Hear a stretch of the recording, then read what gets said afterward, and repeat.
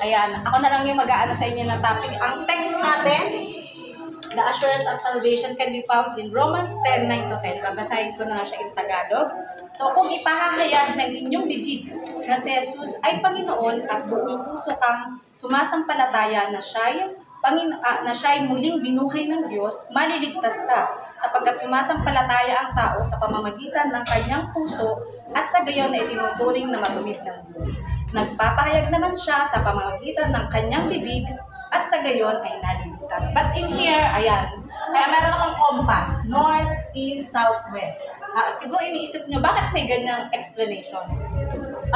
Sa Bible kasi na binigay sa akin ni Pastora Joy, there is a map kung saan tinignan ko. Sabi kasi nila sa Bible, ang mga kalaban ay nagmumula sa north, which is ang Golgotha, nasa north siya. Oo.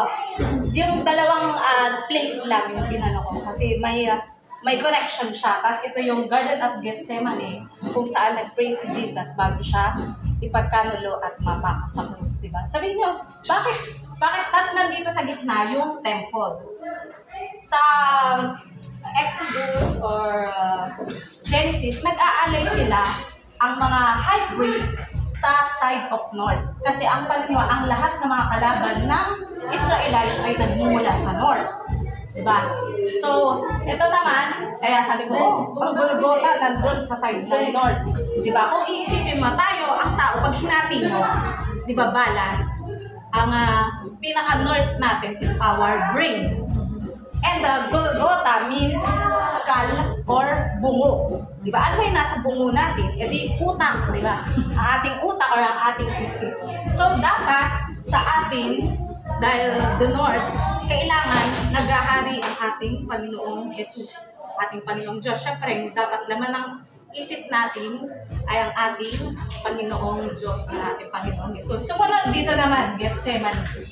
Dito yung garden na nag-pray si Jesus before siya ma-crucify. Nakalagay naman siya sa side ng east. Diba? Sa east, sa katawan natin, pag hinati tayo, anong nakalagay sa part ng east? Heart. Heart natin, dapat, ang ibig sabihin kasi ng Gethsemane is oil press. Oil press ang ibig sabihin. Ibig sabihin, ang yung olives, kapag dinurog mo yan, makukuha mo yung katas nga, yung kanyang oil or, mas di ba, olive oil, expensive dahil nanggaling sa olives. Pero dito, di ba, sa Gethsemane, dito ipinagkanulo ni Judas sa ating Panginoon Jesus. That means, sa Gethsemane Garden is nagka-heartbreak ang ating Panginoong Jesus dahil sa ginawa ng kanyang alagad, di ba? So tayo, usually, pag nasasaktan tayo, ano nasasaktan sa atin? Di ba? So, connected siya. And, this is a garden, diba? Ang ating puso, nagpapump siya ng dugo sa lahat ng parte ng ating katawan. Diba? So, from this, nagpo-produce siya ng lahat ng klase ng blood na kung saan, diba, ang ating Panginoong Jesus is from the ugat or roots, diba? Sabi sa preaching ng ating Pastora Joy na kapag ang ugat mo ay nakakonected at matibay sa pananampalataya sa ating Diyos is you're saved.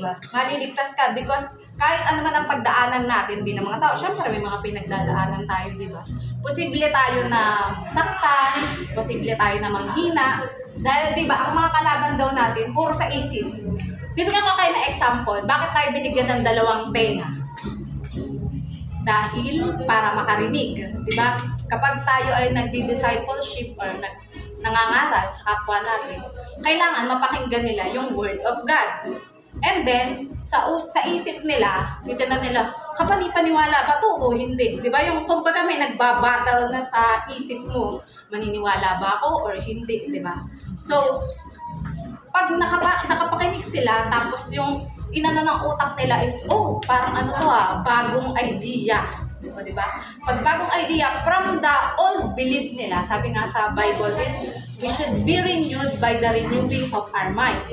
So, tayo bilang tao na nagde-develop, di ba may iba-iba tayong mga paniniwala, may iba-iba tayong kinagis ng kultura, di ba?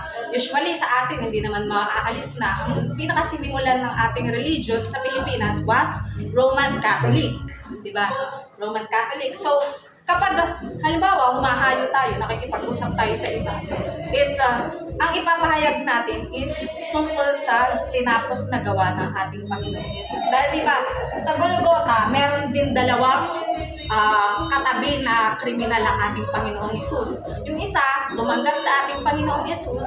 Yung isa naman is hindi tumanggap. Sa tingin niyo, sino ang naligtas sa dalawa? Tumanggap. Okay, di ba? So, yun yung nagde-decide ka sa isip mo, dahil di ba napakinggan ng tenga mo. So, magde-decide ka sa isip mo, maniniwala ba ako, tatanggapin ko ba ang ating Panginoong Yesus o hindi, or i-reject ko ba siya, di ba? Pero ang sabi nga sa text natin, if you confess by your mouth, kasi tayo, kapag nasa isip pa lang natin, tapos napakinggan, pumasok dito sa dalawang tenga natin. Tapos binalance natin sa isip natin kung ano yung paniniwalaan natin. Tapos, if you're convinced in your heart that you will receive the Lord Jesus as your Lord and Savior, sasabay ka dun sa prayer of acceptance, di ba? Na ipapahayag mo siya. So, doon nangyayari yung iyong salvation. But that is only the start. Siyempre, hindi lang naman, ay, tumanggap na ako sa ating Panginoong Yesus. Kasi may iba, inaabuso nila. Ay, gano'n lang naman pala kadali kapag tumanggap sa ating Panginoong Yesus. Sabihin mo lang yung sinner's prayer, ligtas na ako, di ba? So, ang gagawin na iba, from halimbawa, sabihin na natin, Catholic, tapos yun nga, may nagpahayag sa kanya ng Word of God through the sinner's prayer. Di ang gagawin niya, ay, makukolekta na lang kaya ako ng sinner's prayer, di ba? Hindi yung gagawin niya, pag may nagpahayag na naman ulit sa kanya, ay, magsisinner's prayer na naman ako, tawag dito, marami na akong nakokolekta na sinner's prayer. But, the moment pa lang na you are touched by the Lord in your heart, tatanggapin ng ating Panginoong Yesus bilang Diyos at tagapagligtas. Kahit one moment lang yan or one time mo lang yan ginawa, basta sincere ka sa puso mo, you are totally saved. Ayan. So sabi sa introduction, our assurance of salvation is based on the perfect and complete salvation God has provided for us through Jesus Christ. It is our confidence in the reality of our salvation provided by God Himself through the sacrificial death of His Son, Jesus Christ. So, di ba, ang ginawa nga ng ating Panginoong Jesus from the cross, dahil meron tayong naging kasalanan, dapat ang tao at si God dapat close, di ba? Pero nang pumasok itong sin, nagkaroon siya ng gap. Eh di ang tanong, nagka-gap na pala, di syempre malalayo na ang tao sa Diyos. Pero ang ginawa ng ating Panginoon, because God is all-knowing, ang ginawa niya, sinend niya ating Panginoong Jesus. And kung sino ang tatanggap sa kanyang anak, magiging close ulit ang Panginoong Diyos at ang tao, di ba? Kaya after na ang ating Panginoong Jesus ay nalagutan ng hininga, yung tolda, di ba may tolda sa sa temple na holy place and most holy place. Yung most holy place, ang makakapunta lang doon is yung high priest. Once a year lang siya para mag-alay ng what we call this, ng alay na dugo para sa katubusan ng kasalanan ng lahat. Pero nang masira ang tolda na ito na naghihiwalay sa most high place and holy place, ibig sabihin nun, yung tinapos na gawa ng ating Panginoong Yesus, hindi na natin kailangan ng any high priest. Kasi ang ating Panginoong Yesus na, yung nag-i-intercede sa pag-akyat niya muli or pagbabalik niya after resurrection sa kaharian ng ating Panginoong Diyos, siya na yung, halimbawa, makasalanan niyang sila. Halimbawa, parang kumbaga, di ba, the devil is here to kill, steal, and destroy us. Talagang pipigilan ka niya kasi walang magandang bagay na ginagawa ang devil. Ang gusto niya is masiraan ka ng loob, kagaya ng ginawa niya kay Eva at Adan, di ba, napakinggan ni Eva. Ang sabi ba ng ating Panginoong Diyos, wag mo kakainin ng ang bunga ng punong ito na ipinagbabawal, di ba? Pero dahil nakinig siya, tapos sa isip niya, bakit nga pinagbawal sa amin ng Diyos na kainin ito? Lahat pwede namin kainin, di ba? yun yung binigyan tayo ni God ng tayo ni God ng free will during that time kung ano pipiliin natin. Kaso, nag-decide si Eva na why not, na kumbaga subukan. Kasi minsan ang curiosity, nasa isip kasi natin eh. Diba? Minsan ako curious tayo, ano kaya kapag sinubukan ko yung ganitong bagay? Maganda ba o hindi yung magiging epekto, diba? Pero malalaman mo lang kapag nagawa mo na. But, yun nga, dahil sa ginawa na sacrifices ng ating Panginoong Jesus, siya na yung high priest natin sa kaharian ng ating Diyos. Kumbaga siya yung nag-intercede na, itong anak ko na to is makasalanan. Pero yun nga, when nang merong may nagpahayag sa kanila ng salita ng Diyos, tinanggap nila at nagrema sa kanilang puso at isip. At sasabihin na ng Diyos, yung si Len, halimbawa, ako na lang ang gagawin example. Yung si Len is makasalanan sa paningin ng mga tao, di ba? Pero sabi, Ama, tinanggap niya na ako bilang Diyos at tagapagligtas. Etong mga sugat sa kamay ko ang magpapatunay that he is justified, that she is justified. Kumbaga, hindi mo na makikita ang karumihan niya. Kasi dinamitan ko na siya ng righteousness ko, di ba? So, ayun. Ito may mga proper basis tayo ng assurance of our salvation. Yun nga, God has given us eternal life. Siyempre, kabisado nila John 3:16, that for God so loved the world that He gave His only begotten Son, that whosoever believes in Him shall not perish but have everlasting life. Pero yun na nga, diba, dito sa illustration natin is the moment na tinanggap natin ang ating Panginoong Yesus bilang Diyos at tagapagligtas, we are saved. Pero, may paniniwala ang iba na totoo ba yung kasabihan na once saved, always saved, di ba? At which is, nasagot na yan ng ating Pastor Rodel during the preaching, na kumbaga siya ay balance. Nasa gitna. Siyempre, iisipin natin, I'm saved na. So, iisipin mo, may lisensya na ako para gumawa ulit ng kasalanan. But, no, kailangan, once you have been saved, ang magiging na ng isip mo is, yung mas mga bagay na nakalulugod sa ating Diyos, hindi na siya yung makapagpapahamak pa sa'yo or makakapagpalit pa sa'yo sa kasalanan. Diba? Kumbaga, ang dyan is pangalagaan mo yung naging salvation mo mula sa ating Diyos sa pamamagitan ng pag-aaral, pag-ubulay-bulay ng kanyang salita. Kaya nga importante that we are always listening sa mga Word of God. Nagbabasa tayo ng Bible and nagkakaroon tayo ng quiet time, yung parang rest time na, Lord, gusto kong maranasan yung love mo, gusto kong maranasan yung gusto ko itang makilala, ganyan. Kasi sabi nga, faith comes from hearing and hearing the Word of God. So, importante na kailangan alam natin yan. So, John 3:16, alam niyo na. And, yun dito na sabi, ang sumasampalataya sa anak ng Diyos ay nagtataglay ng patotoong ito. Yung kumbaga, mapapansin niyo ba, ang kasi nila, kapag Christian ka, you're a believer of Christ, you are shining. Yung kahit kumbaga kung saan ka magpunta. Sabi nga, you are the light of the world. Diba? Ang ating Panginoong Jesus was the light of the world. So kung ikaw ay tumanggap sa ating Panginoong Jesus bilang Diyos at tagapagligtas at ipinapamuhay mo yung mga natututunan mo, ay you will be shining. Like kagaya ng pagdingning ng ating Panginoong Jesus, di ba? Yun nga, dahil sapagkat hindi siya, wag natin gawing sinungaling ang ating Panginoong Diyos because ang ating Panginoong Diyos nung nangako siya, the moment pa lang na nagkasala ang si Eva at Adan, may pinadala na agad siya na magiging solusyon para matubos ang kasalanan.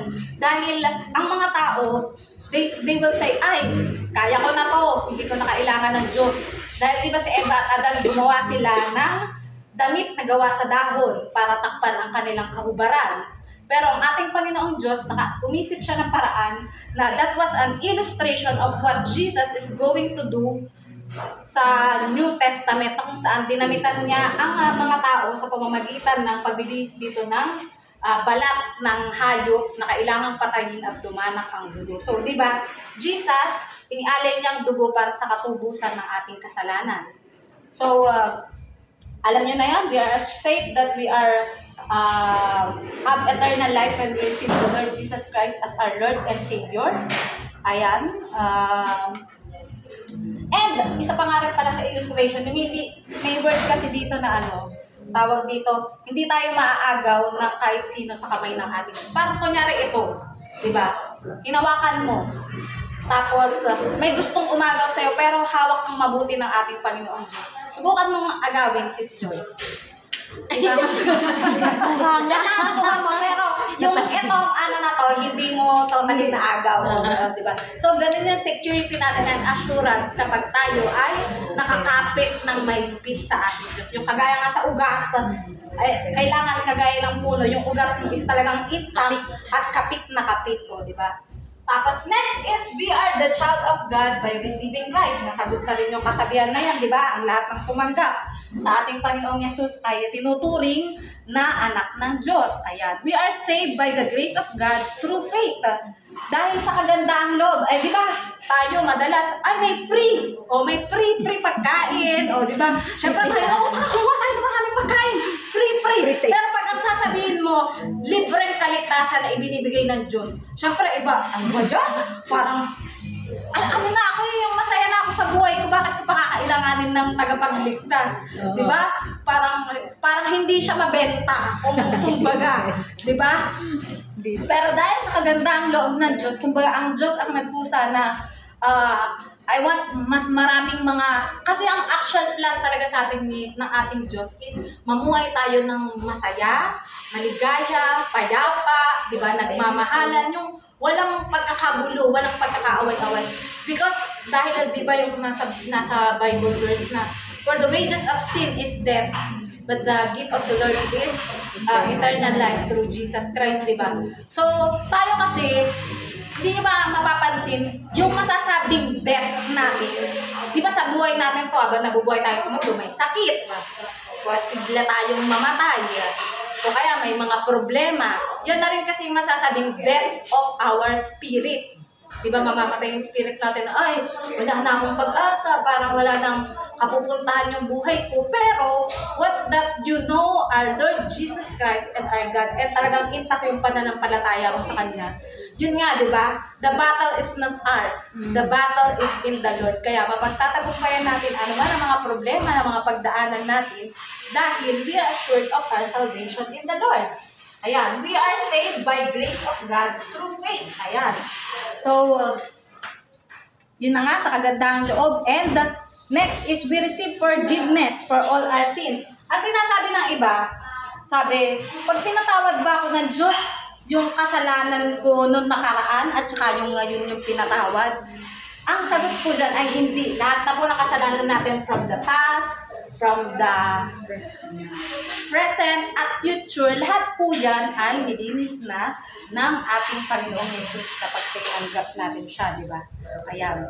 And kayong dating patay sa kasalanan, we are dead from sin, di ba? Pero, tayo ay sa pagliligtas sa atin ng ating Panginoong Jesus, tayo ay muling nabuhay. Yung kumbaga, from dating patay ka dahil sa mga problema, sa mga pagsubok sa buhay, pero dahil sa ginawa ng ating Panginoong Jesus at tinanggap mo siya, nagkaroon ka ng pag-asa. So nabuhay ka na, ay, may pag-asa pa pala ako, hindi pa ito end of the world, end of my life, di ba? Then next, we are free from condemnation. Ayan. Sapagkat ang nakikinig sa aking mga salita at sumasampalataya sa nagsugo sa akin ay may buhay na walang hanggan. Hindi na siya hatulan, kundi nakatawid na siya sa buhay mula sa kaligtasan. And the good thing din po, nung natapos kasi yung Holy Week, di ba, mahal na araw, kung saan, yung habang nakapako ang ating Panginoong Jesus, sinabi niya yung word na tetelestai. Kung hindi niyo pa alam ang word na tetelestai, kapag halimbawa ikaw ay may utang, tapos na yung utang sa banko or kahit saan, tatatakan ka ng tetelestai means fully paid. Okay? Next, kapag ikaw ay nakulong, at pagkatapos natapos mo na yung lahat ng mga parusa, sentensya sa'yo, tatatakan din ang iyong papeles ng tetelestai, ibig sabihin, you are free. Ayan. Next, ibig sabihin ng tetelestai din ay kapag ang mga army ay lumaban sa gera, yung kanilang general pupunta yan sa hari. Sasabihin niya, tetelestai, ibig sabihin, we have the victory. Yes. Diba? And another one na ibig sabihin pa rin ng tetelestai is kapag merong ginawa ang mga artist na mga painting o kaya ang mga pattern ng mga palayo or mga magagandang mga vase or what or something, sasabihin din niya ang tetelestai because ibig sabihin niya, beautifully done. di ba? Ibig sabihin, beautifully done ng ating Panginoong Jesus yung kanyang ginawa sa krus. Ayan. We receive forgiveness for all our sins. Yun na nga, na-explain na ang kasalanan natin from the past, present, and future ay tinatawad na. We are declared righteous by God. Ayan. So, nakalagay dito ay si Abraham, ang naging example kasi dito, pag binasa niya yung Romans 4:1-6, is si Abraham, syempre, we know, Father Abraham is our, di ba? Yung may mga kanta pa ng mga bata, Father Abraham has many children. Ayan, many children. Pero, pag inaral nyo kasi, or napakinggan nyo ito kasi, si Abraham was tao, di ba? May mga pagkakamali si Abraham. Kagaya, kinailangan niyang makipagsiping sa kanyang katulong na Egyptian para magkaanak siya, suggested ng kanyang asawang si Sarah. Tapos nagkaanak sila, si Ismael. Bago dumating, kasi pinangako sa kanya ni Lord, 100 years old na sila, 90 years old na si Sarah. Tumawa sila. Kaya ang pangalan ng anak nila ay Isaac, kasi nga tumawa sila dahil, paano naman kami magkakaanak? Ang tanda-tanda na namin, kumbaga menopause na nga si Sarah. Pagkatapos ako, kaya ko pa bang makabuo na ganun, diba? Pero nothing is impossible with God. Ayan, ang ginawa ng ating Father Abraham, kung malalaman niyo, is noong dumating na si Isaac, pinanganak na si Isaac, ang ginawa ni Sarah is ayaw na niya na nandoon yung anak ni Abraham na si Ismael sa kanyang katulong na Egyptian. So, pinalayas. Binigyan ng tubig, tapos hinayaang magstay sa ilang, tubig lang yung dala-dala. Diba? Yung kumbaga parang ang ginawa niya, pinabayaan niya yung sarili niyang anak. Pero kinalugdan ng Diyos yung kanyang anak at saka yung asawa niya na yun na katulong at pinagpala yun ng Diyos. Next naman na ginawa ng ating Father Abraham is tawag dito, pumunta sila, naging OFW si Father Abraham. Pumunta siya sa another country at para maligtas siya, ang ginawa niya, 2 times niyang i-deny na asawa niya si Sarah para maligtas siya. Ang ginawa niya, sabi niya, kapatid ko lang po yan. Ayan, 2 times niyang ginanon. Pero, ang Diyos ang nangusap dun sa mga, kasi balak pagsamantalahan ng hari at saka parang namamahala nung lugar yung si Sarah. Pero nangusap sa kanila ang Diyos na wag mong galawin yan dahil asawa yan ni Abraham. So sabi ng hari, asawa mo, paano ito? Bakit mo dinay na ano? Kasi ayoko po na mamatay ako. Yung kailangan isave ko yung buhay ko para ano, di ba? Pero, dito kasi makikita natin na pag tayo ay tao, walang perfecto sa atin. Siyempre, gawa tayo ang ating katawan is made from dust. Diba? Mula sa alabok na nagkaroon lang ng espiritu na ibinigay ng ating Panginoong Diyos. Kaya tayo may hininga at may buhay. Diba? Pero dito mga bintana, walang perfecto sa atin. Dahil tayo ay nasa laman, kahit pilitin mo man na isang buong araw, hindi naman pwedeng wala kang magiging kasalanan na magagawa. Diba? Kahit sa isip lang, halimbawa, ano yan? Ang puto, kakainis naman. Ang hirap-hirap ng pinapagawa sa akin, ganyan-ganyan. Diba? Pero, kapag once that we decided na we wanted to follow Jesus and to follow God, yung lahat ng mga kasalanan natin na yun na kahit past, present, and future is nalinis na ng ating Panginoong Jesus. And yun nga, we are sealed by the Holy Spirit, by the Holy Spirit. Ayan, tayong mga nakarinig ng katotohanan ng Word of God is ang pinakamagagawa natin is, di ba kapag meron tayong, may talent tayo, or may kayamanan tayo, diba? Ang gusto mo ba, ay iipunin ko lang ng iipunin kasi baka mabubuhay pa ako ng matagal para pang-retirement ko ba, itatabi ko, diba? Pero, kagaya sa Word of God, pag once na ito ay na-implant na sa atin, and nagrema sa atin, and nagiging dulot niya is good thing dahil ang ginagawa natin is para sa ikabubuti, ikapupuri ng ating Diyos, yun yung nakikita sa atin ng ating kapwa, di ba?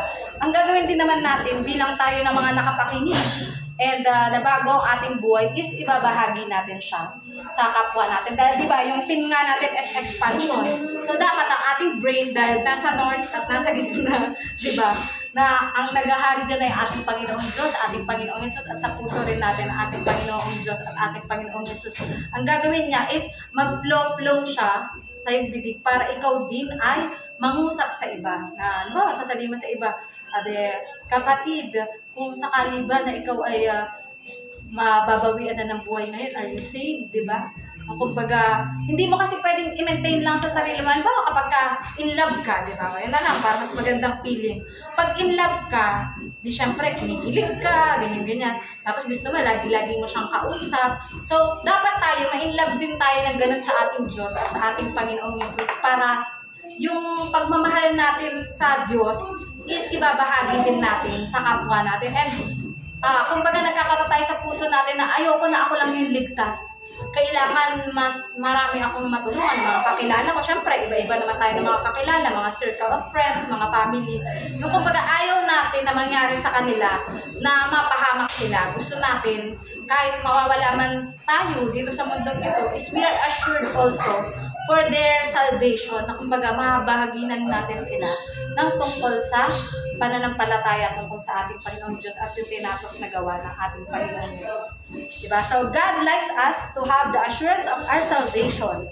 We should not live our Christian lives wondering and worrying each day whether or not we are truly saved. Ayan. So, yung dun sa tanong na naniniwala pa kayo daw, once saved, forever saved, or always saved? Ayan. Ano masasabi mo, Sis Jane?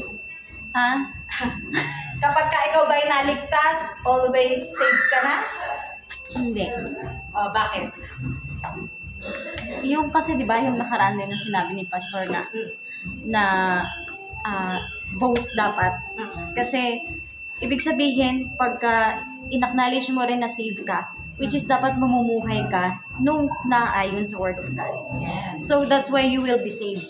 Pero kung sinasabi mong save ka, pero yung mga ginagawa mo pa rin is yung mga mali at hindi ka lugod-lugod sa Panginoon, hindi ka pa rin save. Okay. Kayo, mga sis. Sagot? Yan, save mo. Ikaw, Sis Joyce.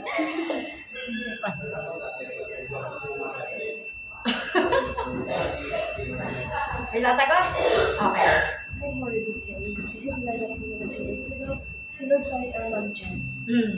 Tama. Sa kanya pa naman yun. Oo, syempre si Lord ang nakakakita ng ating puso at isip ko ano nilalaman. Kasi yun nga, mayroon kasi usually sa atin, sasabihin, Christian ako. Pero pag nagsisimba lang, pero pag lumabas na, chismosa ka rin, or ma-judgmental pa rin. Ganun-ganun, di ba? Pero, kumbaga, every one of us is a work in progress. Diba? Hindi, ay, pag naging Christian na ako, sobrang holy ko na. Holy ko na, Lord, sobrang linis ko na, diba? Pero, ang mangyari dyan, continuous na, nililinis tayo ni God from glory to glory. So, kahit ganun man yung mangyari sa atin na musigan tayo dahil hindi pa tayo perfecto kasi mahirap talaga maging perfecto lalo sa meron pa tayong flesh meron pa tayong flesh na mahina sa anumang mga temptation or mga kasalanan. But, ayan.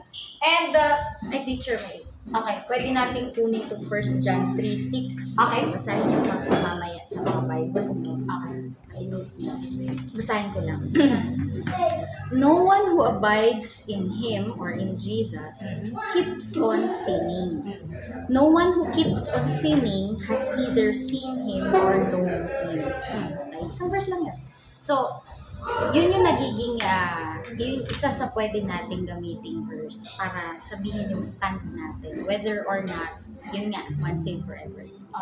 So, the salvation na binigay sa ating ni Jesus ay tapos na, sure na, kompleto na, diba? Hindi bigay bawi, sabi nga ni Pastor Rodel. Pero tulad nung in-explain ni Pastor Rodel last week, at yung in-echo mo din, sister, na dapat, on our part, we abide, mananatili kay Jesus. Kasi, yun na nga, in 1 John 3:6, kung mag-a-abide tayo kay Jesus, we will not keep on sinning. Yun na yun, diba? So, yun na yun, diba? Kaya, pagka nag-abide ka kay Jesus, automatic, pati ikaw, ayaw mo na rin na magkasala. Diba? So, yun ang maganda, personal stand mo yun. Hindi mo kailangan ipagdebate sa iba.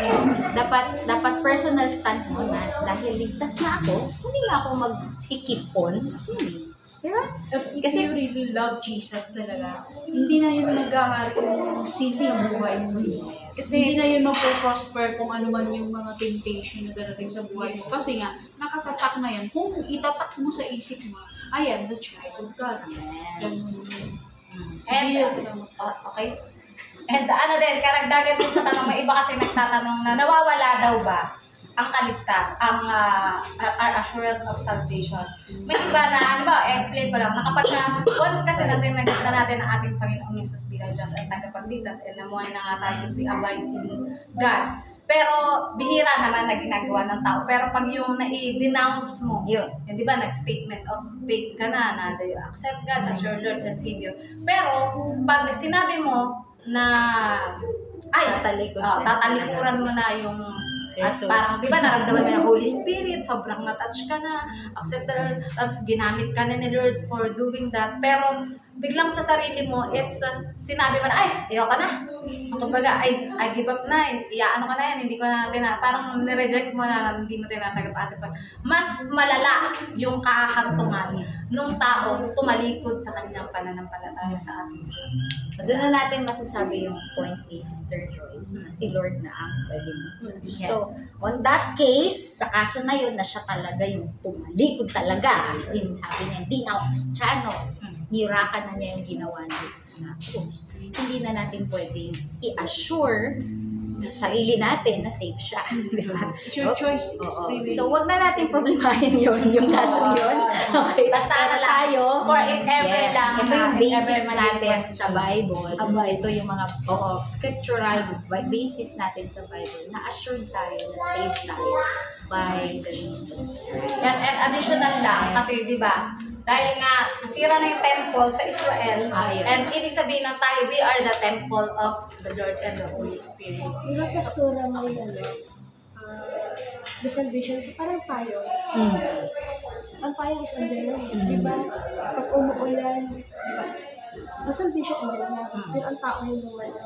Oo. Gusto niya mabot na sa may maulan, mabasa, di ba? The salvation is still tayo. Choice niya. Choice din ng tao kung aalis siya. Kaya nga, di ba, kaya it's all in the mind. Pag napakinggan mo kasi, pwede, or sa nabasa mo, kaya nga, di ba, may mata ka. Pag nabasa mo, tapos pinaniwalaan mo. Pag napakinggan mo, tapos pinaniwalaan mo. Pero, sa isip mo, minsan, dito kasi naglalaban-laban yung mga idea, di ba? Halimbawa, gagawin ka example. Kunyari, sa asawa mo, may nabasa ka sa cellphone. Halimbawa, cellphone niya, nakita mo, may nag-text, honey, nasaan ka na? Di ba? Siyempre, minsan yung isip mo is, ano na siya, ay naku, parang may magde-date to, magkikita sila, may mamayari sa kanila, ganito, ganyan. Di ba? Doon ka inaatake ng kalaban. Pero, kapag sa isip mo is, you are assured of the Lord na, ay, ano yan, yung kumbaga, baka sa business, baka sa trabaho, di ba? Yung kumbaga, ikaw yung magko-control sa sarili mo para kung ano yung maging emosyon mo, di ba? Eh, di ba kapag ka sobrang na-high blood ko or nagagalit ka, ang nangyayari sa'yo, pwede ka magka-heart attack, pwede ka magka-high blood, di ba? Tumaas yung presyon and the blood sugar. Pero pag at peace tayo in the Lord, kumbaga, ang ating sarili dahil nasa self-control natin na hindi magalit. Kaya nga, di ba, number 1 is forgiveness of our sin. Yung kumbaga, kagaya din sa na-share ni Pastora Joy, mahirap na patawarin ang nagkakasala sa atin. Kahit sino man yan, mostly nga, mga mahal mo pa sa buhay ang pinaka nakakapagpasakit sa'yo, di ba? Kasi nga, mahal mo. Pero, kapag hinayaan mo na si God yung kumilos at maghari sa buhay mo, ang mangyayari sa'yo is, pinatawad ako ng Diyos sa kasalanan ko, di ba? So, bakit ako hindi magpapatawad? Nauna na nga ako na pinatawad ng ating Panginoong Jesus at ng ating Panginoong Diyos, di ba? So, doon ka magkakaroon ng heart of loving, forgiving, di ba? Kaya nga, ang the fruit of the Spirit is love, peace, joy, di ba? And yung marunong tayo mag-control sa ating sarili. So, yung isip natin, kailangan natin makontrol na ang kurma iniisip niya is yung nakalulugod sa kalooban ng ating Panginoon Diyos para tayo ay makapamuhay ng naayon sa will ni Lord na mabuti, nakakapagpasaya sa ating kapwa, nakakatulong, di ba? Nakakapagpatawad, nakakapagmahal kahit mahirap patawarin at mahalin ang mga kaaway mo, di ba? Pero yan kasi yung greatest command talaga sa atin ni Lord sa New Testament. Love the Lord your God with all your heart, with all your soul, and love your neighbor as you love yourself. So kung ayaw mong saktan ang sarili mo, di ba? Ayaw mong gilit-gilitan, ayaw mong bumangit, di ba? Ganun din yung gagawin talaga. Ganun din yung gagawin mo sa kapwa mo. Kasi ayaw mong mangyari sa iyo, di ba?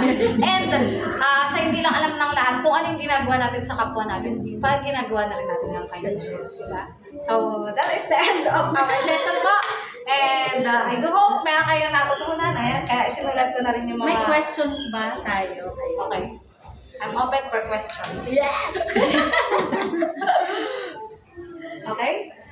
Okay, pero mayroon pa kami, meron kaming diniscuss ni Marisa kasi sabi ko, sabi, yung about sa salvation ba, what if sabi niya yung tao nga ba, kasi kinestyon niya ako, what if yung tao sabi niya na yung Christian siya, tapos yung nagpalunod pa rin siya sa kasalanan, sabi niya gano'n, sabi niya, masisave ba yan sila? Sabi ko, depende siguro kung kasi yung ano naman yung ating Diyos ay mahabagin. Kahit yung parang naghihingalo na siya kung nag-ask siya ng forgiveness. Siguro, Kagaya nung kasama ni Jesus sa cross, di ba? Last minute yun. Ma-forgive pa rin ni Lord. Pero sabi ko, what if kung mamatay siya, na bigla na hindi siya nakalo? Sabi ko, kahit Kristiyano na siya, natanggap niya na si Jesus, tapos nakalunod pa rin siya sa kasalanan. Sabi ko, I don't think so kung masisave siya o hindi. Sabi ko, hindi naman tayo makakasagot nun. Si Lord lang talaga. Si Lord lang kasi, yun nga yung greater to see that yun, na siya yung pinaka. May nagtanong din kasi sa akin. Siyempre, di ba, nagsha-sharing nga rin ako ng devotion video sa Facebook and YouTube. Ang tanong niya kasi is, parang kinausap somewhat parang ganun. Ang tanong niya, kung nung binaptize daw ni John the Baptist si Jesus, is di ba may nagsalita na word? Ito ang aking anak na lubos kong kinalulugdan. Ang question niya, kapag ka nagpe-pray ba si Jesus, ibig sabihin nagpe-pray siya sa sarili niya? Hindi. sa Father. Kaya nga tatlo silang Father. Oo. Yan nga in-explain ko sa kanila. Kasi talagang marami siya. Tapos pag namatay ba tayo, kumbaga, makikilala pa ba natin yung mga, tawag dito, yung mga tao na, yung mga friends, asawa. Inano ko sa kanya yung sa Bible na, ang sinabi na nga ni Jesus na wala na magiging katulad na ng angel, wala nang asawa, wala nang, di ba? No gender. Kaya yun, may mga, syempre, makaka-encounter ka talaga ng mga question na, kumbaga, nakaka-brainstorming. Pero, kumbaga, you let the Holy Spirit explain that. And nung after naman ang question niya is sabi niya, okay na, pumayapa ka na God is the all know, at si God lang yung makakaalam na magiging sagot dun sa confusion or questions niya. So, wala kasi siyang religion. Pero, nagbabasa siya ng Bible. Kumbaga pang sa pag-ano niya, is kabisado na nga niya yung ng Bible. So, American. So, di ba, kailangan explain mo na English. Pero, kumbaga naman dun yung ating stand before the Lord. Kasi sabi ko lang, kasi hindi pa niya ni-receive si Jesus as Lord and Savior. So, isa siya sa, patuloy na pinapray ko kay God na sa buhay niya, is naging niya si Lord as Lord and Savior. So, Alright. Palakpakan natin si hindi pa, ituloy na natin kasi halos lesson 3 lang naman yung susunod. Okay.